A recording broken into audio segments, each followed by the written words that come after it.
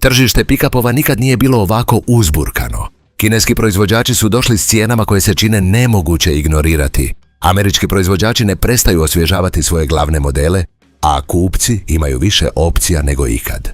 U tom okruženju neki su mislili da će Toyota mirno sjediti, da će se previše osloniti na svoj ugled i prepustiti drugima da određuju tempo. Potpuno su se prevarili. Toyota je upravo potvrdila svoju liniju pikapova za 2026.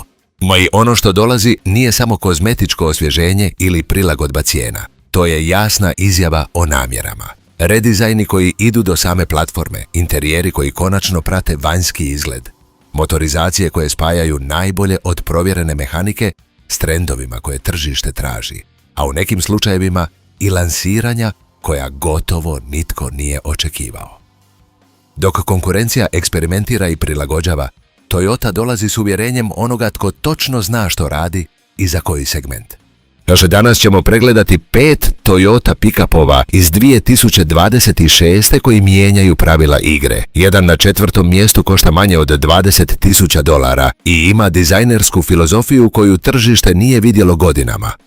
A onaj na 1. mjestu je tako tih, ali strateški potez koji može potpuno redefinirati cijeli segment. Počnimo. Broj 5. Kad se govori o pikapovima koji su definirali kategoriju, malo je modela na svijetu koji mogu s tolikom pravom tražiti taj naslov kao Toyota Hilux. Jer ovo to nije vozilo koje se samo dobro prodaje. To je vozilo koje je izgradilo svoj ugled na mjestima gdje vozila nemaju ime marke, već funkciju, na poljima, u rudnicima, u zonama sukoba, na cestama koje ne postoje ni na jednoj karti. Taj ugled je najvrijedniji kapital koji Toyota ima u segmentu srednjih pikapova. I upravo je to razlog zašto nova generacija za 2026 nije smjela dopustiti greške. Toyota je to znala. Zato nije došla s malim popravcima. Jer došla je s 9. generacijom redizajniranom od temelja. Najvažnija promjena, ona s najvećim praktičnim implikacijama, nije vidljiva izvana. Hilux 2026. napušta prethodnu platformu i prelazi na TNG arhitekturu. Istu bazu koja nosi tundru. To se prevodi u povećanje od 25% u strukturnoj krutosti šasije, što konkretno znači manje savijanja kad teren muči, bolje dinamičko ponašanje u opterećenim zavojima, veću otpornost na strukturni umor dugoročno i čvršću osnovu za apsorpciju svakodnevnog rada bez znakova trošenja. Za nekoga tko koristi Hilux kao pravi radni alat, to je važnije od bilo kakvih brojki snage. Estetski, evolucija je jasna i odlučna. Prednja maska je značajno šira i izraženija.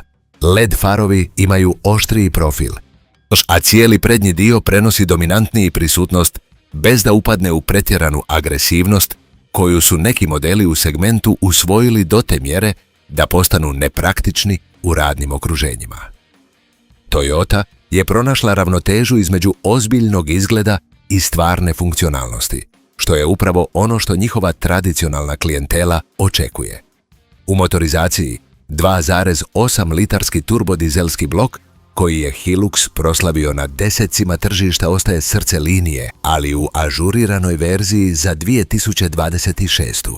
I podiže performanse na 204 konjske snage i 500 Nm okretnog momenta. To su brojke koje ovaj motor stavljaju u stvarnu konkurentnost s najnovijim blokovima izravnih rivala, zadržavajući istovremeno pouzdanost koja je ovaj pogon pretvorila u gotovo simbol trajnosti. Novost u motornoj ponudi je uvođenje blage hibridne verzije koja kombinira isti dizelski blok s električnim generatorom od 48 volta i potpornom baterijom koja dodaje 16 dodatnih konjskih snaga sustavu. Rezultat nije dramatičan skok u snazi, već opipljivo poboljšanje u učinkovitosti potrošnje i odzivu motora u uvjetima djelomičnog opterećenja, gdje većina korisnika Hiluxa provodi većinu vremena. Interijer je povijesno bio slaba točka Hiluxa u odnosu na konkurente koji su u segment ušli s većim naglaskom na udobnost. Toyota je to prepoznala i djelovala u skladu s tim. Hilux 2026. uvodi centralni zaslon od 14 inča s bežičnom povezivošću za Apple CarPlay i Android Auto, i potpuno digitalni instrumentari od 12,3 inča s prilagodljivim konfiguracijama prema modu vožnje i materijale završne obrade koji podižu percepciju kvalitete kabine bez da napuštaju robusnost koju radno okruženje zahtijeva. Više nije samo pick-up koji se ne kvari. Sada je i pick-up u kojem se može udobno raditi 10 sati u komadu. Ulazna cijena za novi Hilux kreće se oko $40.000. Brojka koja je na nekim tržištima izazvala rasprave, ali koju Toyota brani najčvršćim argumentom u ovom segmentu, ukupnim troškovima vlasništva. Hilux kupljen danas još uvijek vrijedi novac za 10 godina. Malo radnih vozila može to reći. Broj 4. Sada dolazi model koji je izazvao najviše razgovora otkad ga je Toyota najavila i koji ne uklapa se ni u jednu kategoriju koju je tržište naviklo povezivati s markom. Toyota Stout 2026. poznat na nekim tržištima kao Hilux Champ. No je vozilo koje postoji kao izravni odgovor na pitanje koje su razvojni timovi Toyota dugo slušali od svojih distributera na tržištima u razvoju. Kada će netko proizvesti radni pick-up koji košta onoliko koliko bi radni pick-up trebao koštati? Stout je taj pick-up. I konceptualna polazna točka ovog modela je tako jasna filozofska izjava da ju je samo vodstvo Toyote prenijelo bez okolišanja na prezentaciji. Postoji rastući segment kupaca koji je potpuno zasićen pick-upovima punim funkcija koje nikad neće koristiti, ekrana koje im ne trebaju i cijena koje ih prisiljavaju na godine financiranja vozila koje im treba samo za rad. Stout im ne nudi ništa od toga što im ne treba. Nudi im točno ono što im treba i ništa više. Platforma koristi istu arhitekturu uzdužnih i poprečnih nosača kao tradicionalni Hilux, jamčeći strukturnu krutost potrebnu za redovito nošenje tone tereta bez ugrožavanja dugoročne trajnosti. Vanjski dizajn ne pokušava prikriti svoju utilitarnu prirodu sportskim linijama ni dekorativnim elementima. To je pick-up koji izgleda kao što jest alat s karoserijom. I ta dizajnerska iskrenost je upravo jedan od njegovih najjačih prodajnih argumenata na tržištima gdje funkcionalnost teži više od izgleda. Mehanika odražava istu filozofiju. Za latinoamerička tržišta Toyota je odabrala 2,4 litarski dizelski motor koji daje 148 konjskih snaga i 343 njutna metra okretnog momenta, spojeno s petobrzinskim ručnim mjenjačem. Nije to najjača konfiguracija u segmentu, ni ne želi biti. To je poznata mehanička kombinacija, testirana u stvarnim radnim uvjetima, koja je jednostavna za održavanje u radionicama bez specijalne opreme i dizajnirana da nastavi raditi strogo mnogo nakon što sofisticiranija vozila počnu pokazivati probleme. Ono što Stout čini istinski pametnim s komercijalnog gledišta je njegova modularna koncepcija. Stražnji dio šasije dizajniran je da se prilagodi različitim tipovima karoserije prema potrebama svakog kupca. Može doći kao konvencionalni teretni pick-up, može se pretvoriti u platformu za dostavnu jedinicu, može se prilagoditi specijaliziranom komercijalnom korištenju u različitim sektorima. Toyota ti ne prodaje pick-up s fiksnom funkcijom. Prodaje ti bazu na kojoj gradiš vozilo koje tvojem poslu treba. Ta fleksibilnost ima stvarnu vrijednost na tržištima gdje su radna vozila investicije koje se moraju amortizirati u višestrukim primjenama tijekom vremena. Unutrašnjost kabine nema ništa nepotrebno. Volan bez komandi na obruču, fizički kontrole za osnovne funkcije i mali ekran za infotainment i ručicu mjenjača. Nula ometanja, nula složenosti, nula elektroničkih komponenti koje bi mogle izazvati neočekivane troškove popravka godinama nakon kupnje. To je dizajnerska odluka koja u premium kontekstu može zvučati kao ograničenje, ali u kontekstu za koji je ovaj pick-up stvoren je upravo prava odluka. Ulazna cijena oko $20.000 je podatak koji je zaista protresao sektor kad je potvrđen. Jer nije to mamac cijena s minimalnom konfiguracijom koju nitko ne bi kupio. To je cijena potpunog radnog vozila s Toyota garancijom iza sebe, u segmentu gdje je kineska konkurencija mislila da se može udobno smjestiti. Toyota im je sad jako zakomplicirala taj plan. Broj 3. Ulazimo u top 3 s full size pick-upom koji Toyota proizvodi misleći specifično na sjevernoameričko tržište gdje su zahtjevi za nosivošću, vučom i veličinom različiti od bilo kojeg drugog tržišta na svijetu. Te Toyota Tundra 2026. nije diskretno vozilo. Ne želi biti. S gotovo 6 metara duljine i oko 2 metra širine, Tundra je jedna od onih mašina koje prenose svoju kategoriju prije nego što vozač kaže jednu riječ. Obnovljeni prednji dio za 2026. zadržava veliku masku koja definira vizualni identitet linije, s dizajnom koji balansira impozantnu prisutnost s čistim linijama koje izbjegavaju pretjeranu ornamentiku koja je pogodila neke konkurente u posljednjim godinama. Jedna od najčešćih kritika koje su vlasnici prethodnih generacija Tundre dosljedno iznosili bila je rezervoar za gorivo. U ranijim verzijama osnovna konfiguracija dolazila je s rezervoarom koji je bio premali za uobičajene obrasce korištenja pikapa te veličine na američkom tržištu, posebno za one koji redovito prelaze duge putove ili rade u područjima gdje benzinske stanice nisu na svakom koraku. Toyota je čula tu poruku i za 2026. pa je standardizirala rezervoar od 32,2 galona u cijeloj liniji benzinskih verzija, uklonivši smanjenu opciju koja je toliko puta označena kao slaba točka ponude. Kapacitet vuče je parametar koji najviše utječe na odluke o kupnji u segmentu full-size pick-upova na sjevernoameričkom tržištu. Nije to podatak iz brošure koji kupci pogledaju i zaborave.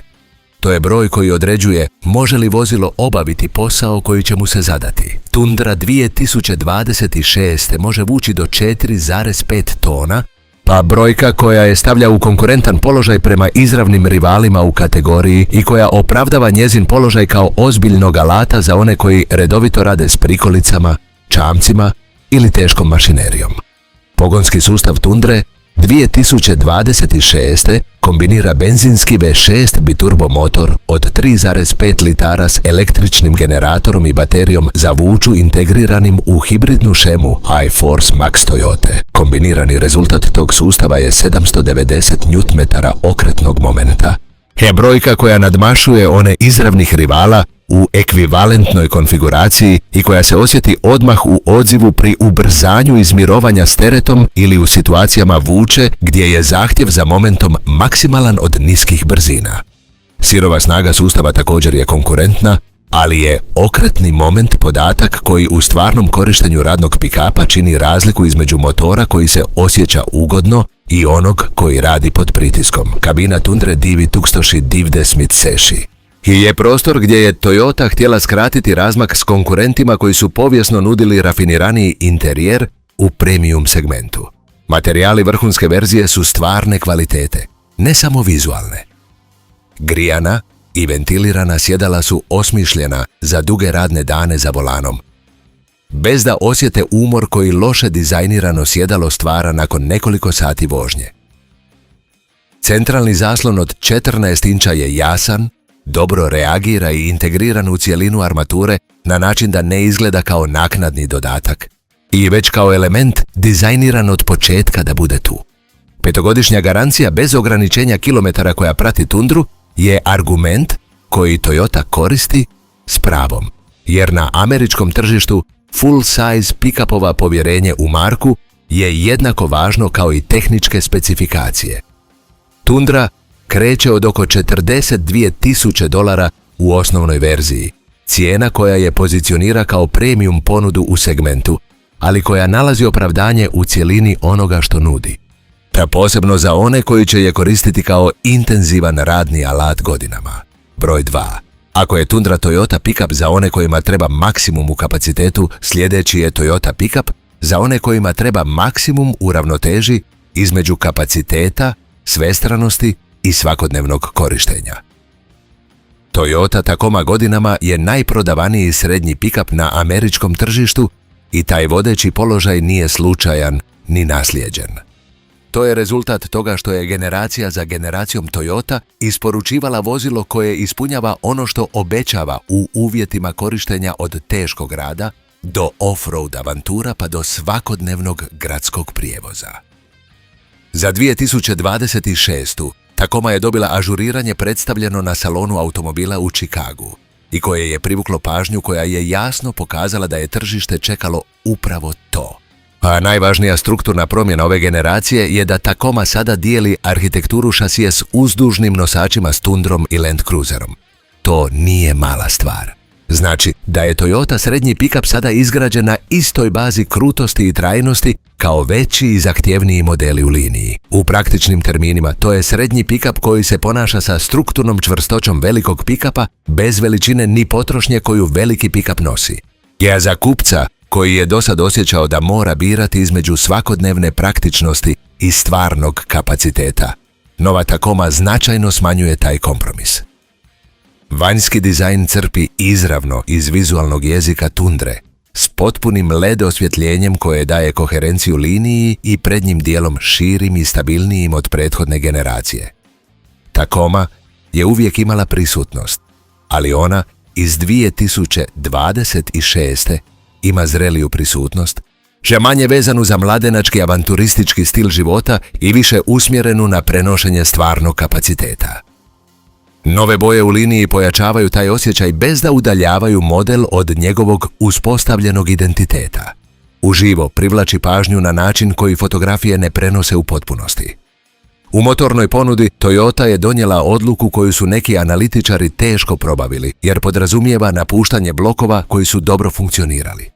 V6 i V8 motori prethodnih generacija nestaju iz linije Tacome da bi ustupili mjesto strategiji usredotočenoj na četverocilindrični turbobenzinski blok od 2,4 litara kao bazni. U standardnoj konfiguraciji ovaj motor daje 247 konjskih snaga, brojka koja u apsolutnim terminima nadmašuje prethodne blokove u specifičnoj snazi i koja se u stvarnom korištenju osjeća agilnije zahvaljujući okretnom momentu dostupnom od niskih okretaja koji turbo pruža.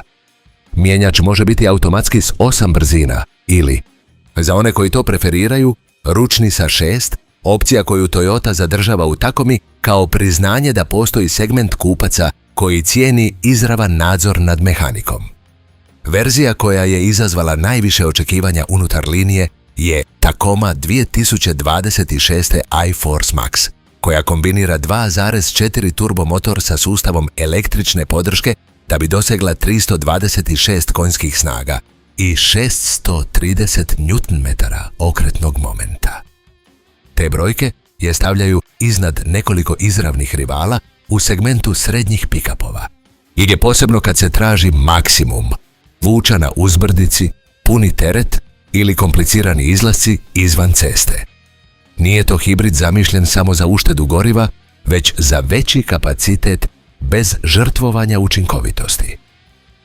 Interijer također odražava važnu evoluciju. Moderniji dizajn, centralni zaslon od 14 inča, bolji materijali i ergonomska sjedala koja smanjuju umor na dugim putovanjima. Uključuje paket Toyota Safety Sense 3.0 s autonomnim kočenjem, a i adaptivnim tempomatom i višestrukim pomoćima koje čine vožnju udobnijom i sigurnijom. S 6 dostupnih konfiguracija i baznom cijenom blizu $33.000, Tacoma zadržava svoju dominantnu poziciju na tržištu. Ali pravi strateški potez pojavljuje se na prvom mjestu u topu. Nije riječ o jednostavnom ažuriranju, već o ulasku u segment u punom rastu, Toyota Corolla Pickup. Toyota razvija kompaktni pick-up pod imenom Corolla, jednim od najčvršćih i najprodavanijih u svojoj povijesti. I kad marka odluči proširiti tako ikoničnu liniju, cijeli sektor obraća pažnju. Ovaj novi pick-up neće se natjecati s Toyota Hiluxom ni Tacomo u ekstremnom kapacitetu. Njegov cilj je drugačiji, osvojiti urbanog korisnika koji povremeno treba teretni prostor, neovisnog profesionalca koji želi praktičnost bez veličine srednjeg pick-upa ili vozača koji traži funkcionalnost bez visokih potrošnji. To je isti profil koji je pokrenuo uspjeh Ford Mavericka na američkom tržištu. Preliminarne specifikacije ukazuju na 2,0 litarski Dynamic Force motor s oko 175 konjskih snaga i moguću hibridnu varijantu usmjerenu na maksimizaciju učinkovitosti u gradu. Nije dizajniran za teški rad ni ekstremni off-road, već za svakodnevnu upotrebu. Upravljiv, lako parkiranje i suzdržani operativni troškovi. Njegov dizajn bi slijedio modernu liniju Toyota Corolle, prilagođenu kompaktnoj proporciji pick-upa. s procijenjenom cijenom blizu $25.000, pa pozicionirao bi se kao jedna od najpristupačnijih opcija unutar marke. Ako se potvrdi njegovo globalno lansiranje u fazama ove godine, Toyota bi proširila svoju potpunu pokrivenost tržišta, uključujući i modele poput Toyota Tundre na gornjem kraju. Toyota ne reagira na tržište, ona ga predviđa. Ako ti se sviđa ovakav tip analize i želiš biti u toku s najvažnijim novostima iz svijeta automobila, pretplati se na kanal i daj like videu da ga vidi više ljudi.